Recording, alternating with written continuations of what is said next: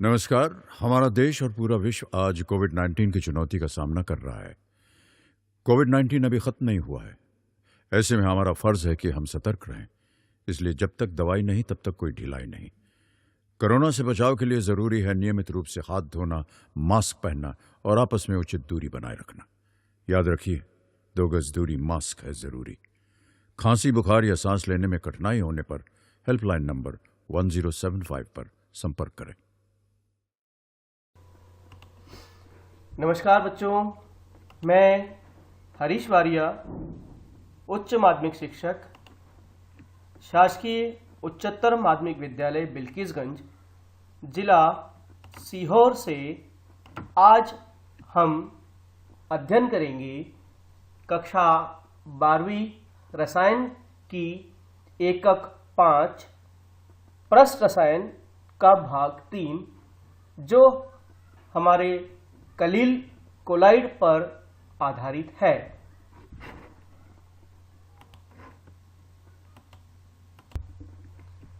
बच्चों, हम जानते हैं कि रेत को जल में जब हम हिलाते हैं तो ये एक प्रकार का मटमैला निलंबन देता है, और जो कि उसको कुछ समय बाद जब रख देते हैं तो वह धीरे धीरे नीचे बैठ जाता है।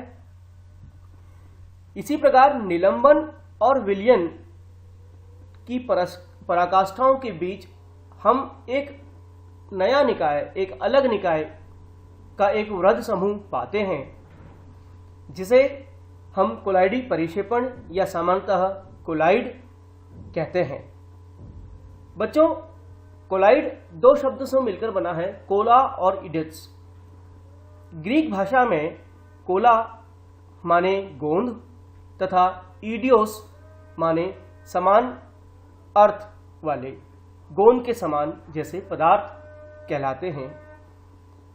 जैसे हम दैनिक जीवन में गोंद, जिलेटिन, स्टार्च, एल्यूमिनियम, एल्ब्यूमिन जो कि अंडे में होता है आदि को हम पाते हैं, तो ये सभी पदार्थ कोलाइड होते हैं। रक्त भी एक कोलाइड है, दूध भी एक कोलाइड विलयन है।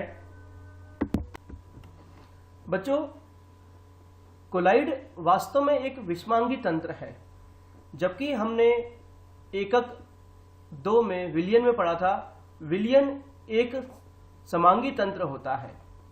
इसी प्रकार से निलंबन भी एक विषमांगी तंत्र है, और विलयन और निलंबन के बीच की एक प्रवस्था है जिसे हम कहते हैं कोलाइडी।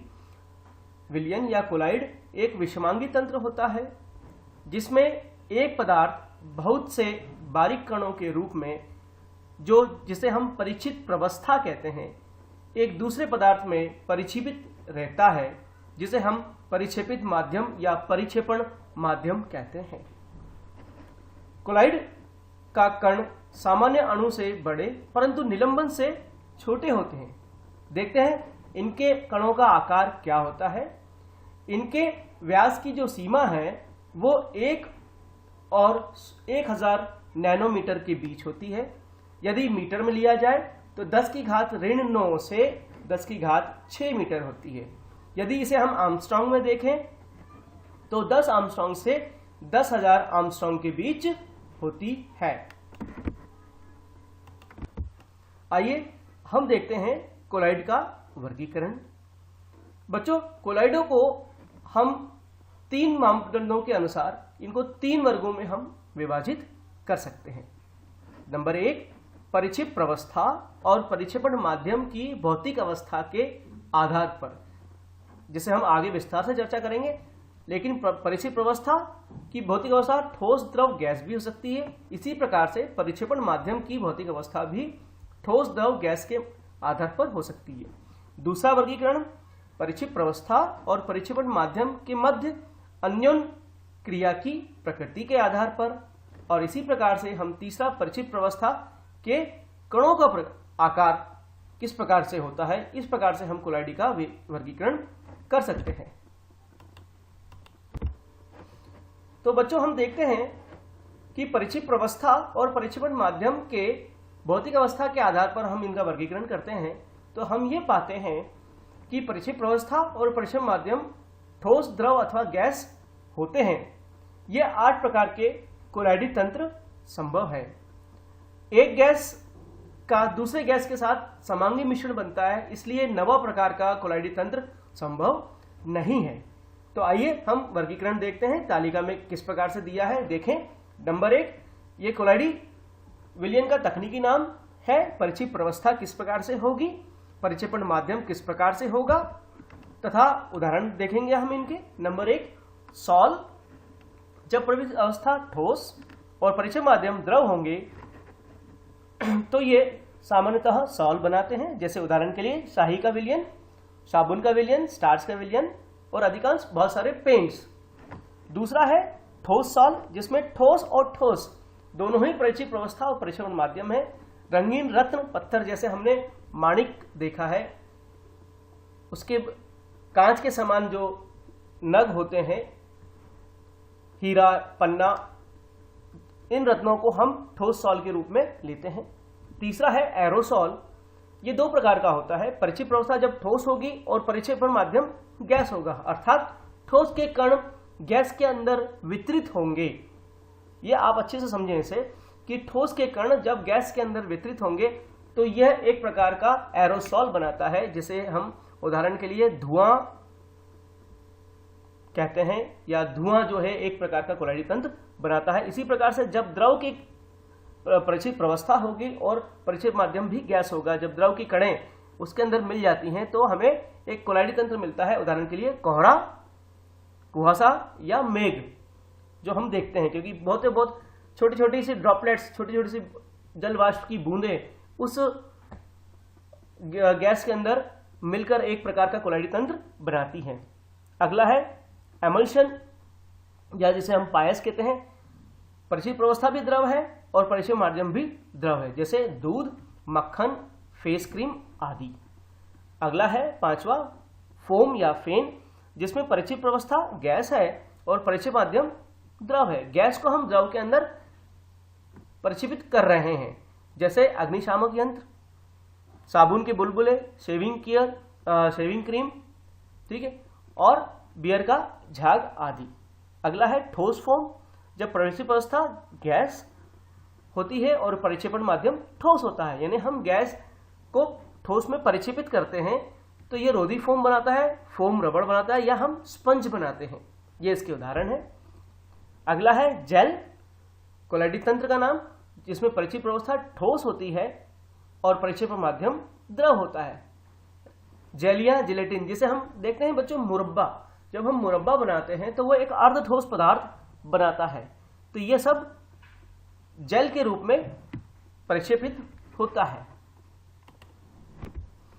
अब हम दूसरा वर्गीकरण देखते हैं। परिक्षेप प्रावस्था और परिक्षेपण माध्यम के मध्य अन्योन्य क्रिया के आधार पर हम कोलाइडी विलयन का वर्गीकरण करते हैं। इस आधार पर हम सॉल को 2 वर्गों में विभाजित किया सकता है। एक द्रव रागी, जिसे द्रव स्नेही कहते हैं, और दूसरा है द्रव विरागी, विलायक को आकर्षित करने वाले, और विरागी का मतलब है जो प्रतिकर्षित करने वाले। यदि परिक्षेपण माध्यम जल हो तो जलरागी कहलाएगा, एवं जल विरागी नामों से इसका हम प्रयोग करते हैं। नॉर्मली ये हम सॉल के रूप में कहते हैं। अगर अल्कोहल हो तो अल्कोसॉल कहलाएगा, ठीक है। तो पहला देखते हैं द्रव रागी या द्रव स्नेही कोलाइड। वे कोलाइड जिसमें परिक्षेप प्रावस्था के कणों की एवं परिक्षेपण माध्यम से बंधुता या स्नेह होती है, अर्थात जैसे ही परिक्षेप प्रावस्था परिक्षेपण माध्यम के संपर्क में आते हैं वे तुरंत कोलाइडी विलयन बना लेते हैं। इसे हम द्रव स्नेही या द्रव रागी कोलाइड कहते हैं। दूसरा प्रकार है द्रव विरागी। वे कोलाइडी विलयन जिसमें परिक्षेप प्रावस्था के कणों की एवं परिक्षेपण माध्यम से बंधुता या स्नेह नहीं होता, लेकिन ये विशेष विधियों द्वारा बनाए जाते हैं। देखिए इनमें इनके गुणों और इनको और विस्तार से समझें। इनमें तुलना भी करें हम कि द्रव स्नेही और द्रव विरोधी कोलाइड में क्या अंतर है या क्या तुलना हम कर सकते हैं। विलयन बनाने की विधि, विलायक में घोलने पर यह आसानी से विलयन बन जाते हैं। जबकि द्रव विरोधी में कोलाइडी विलयन विशेष विधियों के उपयोग से ही बनते हैं। दूसरी बात, इनकी सहायता देखें। द्रव स्नेही की सहायता परिक्षेप माध्यम से हमेशा अधिक होती है, जबकि द्रव विरोधी की सहायता परिक्षेपण माध्यम के समान ही होती है, बराबर ही होती है। प्रकृति देखें, द्रव स्नेही उत्क्रमणीय प्रकृति के होते हैं। अवक्षेपण के बाद विलायक में मिलाने पर पुनः अपनी कोलाइडी अवस्था में प्राप्त हो जाते हैं, जबकि द्रव विरोधी अनुत्क्रमणीय होते हैं। अवक्षेपित होने के बाद इन्हें पुनः कोलाइड विलयन में प्राप्त करना आसान नहीं होता। स्थायित्व की बात करें तो द्रव स्नेही अधिक स्थायी होते हैं। यदि विद्युत अपघट्य की सूक्ष्म मात्रा मिला दें तो इनका स्कंदन नहीं होता, यानी अवक्षेपण नहीं होगा। लेकिन द्रव विरोधी जो है वो कम स्थायी होते हैं। विद्युत अपघट्य की सूक्ष्म मात्रा मिलाने से ही वे स्कंदित या अवक्षेपित हो जाते हैं। प्रस्तनाव की बात करें, इनका प्रस्तनाव विलायक से कम होता है, जो परिक्षेपण माध्यम है उससे कम होगा, जबकि द्रव विरोधी में इनका प्रस्तनाव विलायक के समान ही होता है। अब हम तीसरे प्रकार का वर्गीकरण पढ़ेंगे, परिक्षेप प्रवस्था के कणों के आधार पर वर्गीकरण। इस आधार पर कोलाइडी को बहुआण्विक, वृहद आणविक या सहचारी संगुणित कोलाइड में वर्गीकृत किया जा सकता है। इस आधार पर भी हम कोलाइड को 3 प्रकार से वर्गीकृत कर सकते हैं कि उनके कणों का आकार किस प्रकार है। पहला पढ़ें, बहुआण्विक कोलाइड को समझें। विलीन करने पर किसी पदार्थ के बहुत से परमाणु या लघु अणु जब एकत्रित होकर एक पुंज, एक झुंड जैसा अणु बनाते हैं, जिसका आकार कोलाइड की सीमा जो कि 1 नैनोमीटर से कम होता है, इस प्रकार के कोलाइड को हम बहुआण्विक कोलाइड कहते हैं। उदाहरण के लिए, यदि गोल्ड सॉल में अनेक परमाणु युक्त भिन्न भिन्न आकार के कण हों, तो सल्फर में लगभग 1000 या उससे अधिक एसिड सल्फर अणु वाले कण बहुआण्विक कोलाइड बनाते हैं। दूसरा देखें, वृहद आणविक कोलाइड। वृहद मतलब विशाल और बड़ा। वृहद अणु उचित विलायक में ऐसे विलीन बनाते हैं जिसमें वृहद अणुओं का आकार कोलाइड की सीमा में ही होता है। ऐसे निकाय वृहद आणविक कोलाइड कहलाते हैं। ये कोलाइड बहुत अधिक स्थायी होते हैं और अनेक अर्थों में यथार्थ में ये विलयनों के समान ही होते हैं। जैसे हम बात करें, प्रकृति के रूप में पाए जाने वाले बहुत से उदाहरण हैं इसके। स्टार्च, जो हमें मक्का, चावल, मांड के रूप में प्राप्त होता है। सेल्यूलोस, प्रोटीन, जो पेड़ों की छाल से प्राप्त होता है। एंजाइम तथा मानव निर्मित वृहद अणु जैसे पॉलीथीन, नायलॉन, पॉलीस्टायरीन, संश्लेषित रबर, जिसे हम एकक 15 में, बहुलक में इसका बहुत विस्तार से हम अध्ययन करेंगे। ये सभी वृहद आणविक कोलाइड होते हैं। सहचारी संगुणित कोलाइड, जिसे हम मीसेल कहते हैं। कुछ ऐसे पदार्थ हैं जो कम सांद्रताओं पर सामान्य प्रबल विद्युत अपघट्य के समान व्यवहार करते हैं, परंतु उच्च सांद्रताओं पर इनके कणों का पुंज बनने के कारण ये कोलाइड के समान व्यवहार करते हैं। इस प्रकार के पुंजित कण मीसेल कहलाते हैं। ये सहचारी कोलाइड भी कहलाते हैं। अब आप बात करते हैं, आखिर में मीसेल का निर्माण किस प्रकार से होता है।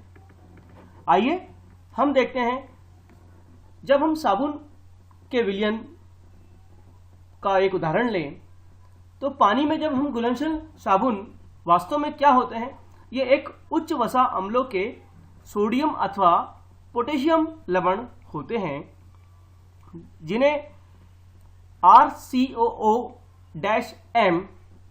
के द्वारा हम व्यक्त किया जा सकता है।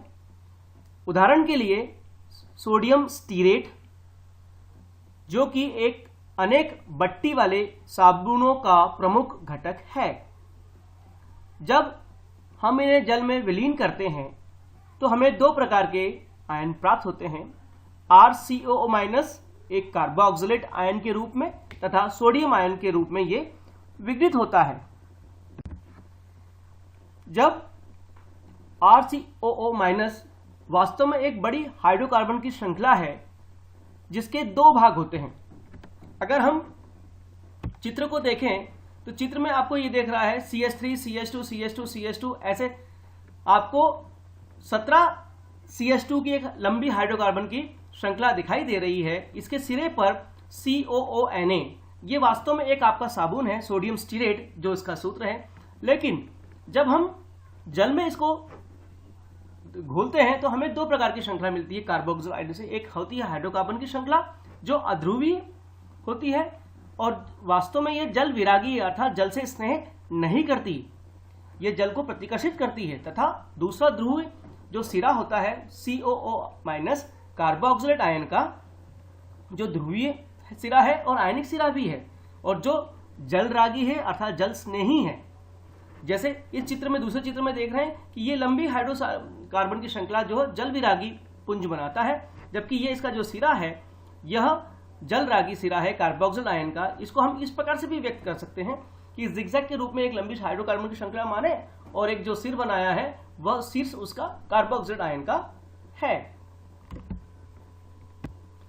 अब हम देखते हैं कि कार्बोक्सिल आयन पृष्ठ पे इस प्रकार उपस्थित रहते हैं कि उनका COO- समूह जल में तथा हाइड्रोकार्बन श्रृंखला पृष्ठ से दूर होता है, परंतु कांतिक मिसेल सांद्रता पर ऋण आयन विलयन के स्थूल में ये खच जाता है अर्थात उसमें फिट हो जाते हैं और गोलीय आकार इस प्रकार एकत्रित हो जाता है कि उनकी हाइड्रोकार्बन श्रृंखलाएं गोले के केंद्र की ओर इंगित होती हैं। जिस प्रकार आप चित्र देख रहे हैं, देखिए कि यह कार्बोक्सिल का सिरा है, ये चारों तरफ गोले के रूप में घिरा हुआ है और जो हाइड्रोकार्बन की श्रृंखलाएं हैं, जो तेल की बूंद है या ग्रीस है, जो हमारा कपड़ा मटमैला है, उसकी ओर एकत्रित होकर एक बड़ा अणु बनाता है, मिसेल बना लेता है। इस प्रकार के बने पुंज को हम आयनिक मिसेल कहते हैं। तो अभी देखते हैं साबुन की शोधन की क्रियाविधि किस प्रकार की होती है। इसे हम साबुन की प्रक्षालन विधि भी कहते हैं, जो कि एक मिसेल तंत्र पर आधारित है और साथ ही साथ पायसीकरण सिद्धांत पर यह कार्य करता है। देखिए, मिसेल में एक जल विरोधी हाइड्रोकार्बन का केंद्रीय कोण होता है जो हम पढ़ चुके हैं पूर्व की स्लाइड में। साबुन की शोधन की क्रिया में साबुन के अणु तेल की बूंदों के चारों ओर इस प्रकार से मिसेल बनाते हैं कि स्टीरेट आयन का जल विरागी भाग बूंदों के अंदर होता है। जैसे आप चित्र में देख रहे हैं, चित्र ए आपका कपड़े पर ग्रीस लगा हुआ है, चित्र दूसरे में हम देख रहे हैं कि ग्रीस बूंदों के चारों ओर व्यवस्थित हुआ है अर्थात जो हाइड्रोकार्बन की श्रृंखला है, जो हमने कहा था जल विरागी है, ये इस ग्रीस और तेल के साथ आकर्षित हो जाता है। और जो माइनस आयन आपको दिख रहे हैं, जो कार्बोक्सिल आयन है, यह एक सिरा जो शीर्ष है जो बाहर की ओर दिखाई दे रहा है। इस प्रकार से चित्र तीसरे में सी में आप देख रहे हैं स्टीरेट आयन द्वारा घिरी हुई ग्रीस की बूंदें बनाकर एक मिसेल तंत्र बनाती हैं। तो इसी में आप देख रहे हैं कि जलविरागी भाग बूंदों के अंदर होता है और जल रागी भाग चिकनाई की बूंदों के बाहर जो चित्र में कांटों की तरह निकला हुआ दिखाई दे रहा है। चूंकि ध्रुवीय समूह जल से अन्योन्य क्रिया कर सकते हैं, अतः स्टीरेट आयन से घिरी हुई तेल की बूंदें जल में फिट हो जाती हैं या खच जाती हैं। इस तरह गंदी सतह से ये हट जाती हैं और इस प्रकार साबुन, तेल तथा वसाओं का पायसीकरण एमल्सिफिकेशन करके धुलाई में सहायता करता है, क्योंकि ये ऑयल इन वाटर प्रकार का तेल में जल में तेल में प्रकार का एक पायसीकरण सिस्टम बनाता है और इस प्रकार से छोटे छोटे गोलियों की चारों ओर का ऋण आवेशित आवरण उन्हें एक साथ आकर पुंज बनाने से रोकता है और इस प्रकार से आपकी साबुन की प्रक्षालन विधि संपन्न होती है। अभी हम बात करते हैं कि कोलाइड को हम किस प्रकार से बना सकते हैं। कोलाइड को कई सारी विधियां बनाने की है, जिसमें सबसे पहले प्रमुख हम पढ़ते हैं रासायनिक विधियां। कोलाइडी प्रक्षेपण का हम रासायनिक विधि द्वारा द्विक अपघटन कर सके या ऑक्सीकरण करके, अपचयन करके अथवा जल अपघटन जैसी रासायनिक अभिक्रियाओं द्वारा जिनमें अणु निर्मित होते हैं बनाए जा सकते हैं। ये अणु पुंजित होकर सॉल्ट का निर्माण करते हैं। जैसे एक उदाहरण के लिए आर्सेनिक ऑक्साइड का हम सॉल्व बना रहे हैं, आर्सेनिक सल्फाइड का एक कोलाइडी विलेन बना रहे हैं, तब हम हाइड्रोजन सल्फाइड के साथ इसका डबल डिकम्पोजिशन करते हैं अर्थात द्विअपघटन करते हैं, जिससे आर्सेनिक सल्फाइड का सॉल्ट निर्मित होता है और जल निकल जाता है। इसी प्रकार से ऑक्सीकरण करके हम सल्फर डाइऑक्साइड का ऑक्सीकरण करते हैं हाइड्रोजन सल्फाइड के साथ, तो हमें सल्फर का सॉल्ट मिलता है और जल प्राप्त होता है। इसी प्रकार के अगर हमें सोने का सॉल्ट बनाना है तो AuCl3 और क्लोराइड का फॉर्मेल्डिहाइड और जल के साथ इसका अपचयन कराते हैं, तब हमें फॉर्मिक एसिड और हाइड्रोक्लोरिक एसिड प्राप्त होता है। साथ ही साथ हमें गोल्ड सॉल्ट के रूप में प्राप्त होता है। FeCl3 का जब हम जल अपघटन कराते हैं तो फेरिक हाइड्रोक्साइड के हमें सॉल्ट के रूप में प्राप्त होता है। देखिए, दूसरी विधि है विद्युत अपघटन या ब्रीडिंग आर्क विधि। जैसा आप चित्र में देख रहे हैं, इस प्रकरण में हम प्रक्षेपण एवं संघनन दोनों ही साथ साथ कराते हैं और दोनों सम्मिलित रूप से ये कार्य होते हैं। गोल्ड, सिल्वर, प्लेटिनम इत्यादि धातुओं के कोलाइडी सॉल्ट इस विधि द्वारा बनाए जा सकते हैं। इस विधि में परिक्षेपण माध्यम में डूबी हुई धातु इलेक्ट्रोड जो आपको ये दिखाई दे रही हैं, ये धातु की इलेक्ट्रोड पानी में डूबी हुई हैं और इनके बीच में एक विद्युत आर्क उत्पन्न करते हैं, यानी स्पार्क उत्पन्न किया जाता है। ये दो धातु की इलेक्ट्रोड हैं जिन्हें एक हम विद्युत सप्लाई द्वारा या विद्युत संवहन द्वारा इनको जोड़ा जाता है और इन दोनों इलेक्ट्रोड को अलग अलग रखकर जब इनके बीच में स्पार्क उत्पन्न करते हैं तो इसमें इतनी अत्यधिक ऊष्मा उत्पन्न होती है कि धातु एक वाष्पित होकर उसके कण तुरंत, अब आसपास ये हमने लगा रखा है, ये पात्र को पूरे ठंडे बर्फ में डुबो के रखा हुआ है, जिससे पात्र के साथ साथ अंदर उपस्थित जल भी ठंडा हो जाता है। और जैसे ही स्पार्क द्वारा हम आर्क उत्पन्न करते हैं तो धातुओं के कई सारे छोटे छोटे कण संघनित होकर इसमें कोलाइडी विलयन बनाते हैं। दूसरी विधि है पेप्टन या पेप्टिकरण। इस विधि में हम इस प्रकार से परिभाषित कर सकते हैं कि किसी अवक्षेप को विद्युत अपघट्य की थोड़ी सी मात्रा में उपस्थिति में परिक्षेपण माध्यम के साथ हिलाकर कोलाइडी सॉल्ट में परिवर्तित करने वाला प्रक्रम पेप्टेन कहलाता है। अर्थात इस प्रक्रम में प्रयुक्त विद्युत अपघट्य क्या कहलाता है? पेप्टिक कर्मक कहलाता है या पेप्टिक कारक कहलाता है।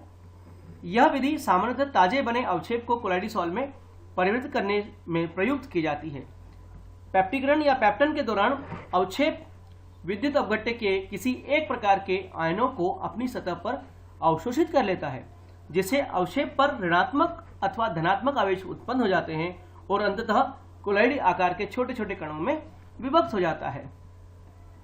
तो सारांश यह है कि एक ताजे बने अवक्षेप को हम किसी विद्युत अपघट्य के साथ जब मिलाते हैं तो वह अवक्षेप तुरंत घुलकर संघन होकर हमें पेप्टिकरण करके एक कोलाइडी विलयन प्राप्त होता है। नंबर 1, द्रवरागी एवं द्रवविरागी सॉल्ट क्या होते हैं? प्रत्येक का एक एक उदाहरण दीजिए। द्रव विरोधी सॉल्ट आसानी से स्कंदित क्यों हो जाते हैं? अगला प्रश्न है, बहुआणुक अथवा वृहद अणुक कोलाइड में क्या अंतर है? प्रत्येक का एक एक उदाहरण दीजिए। सहचरी कोलाइड इन दोनों प्रकार से कोलाइडों से कैसे भिन्न होते हैं, इसे समझाना है आपको।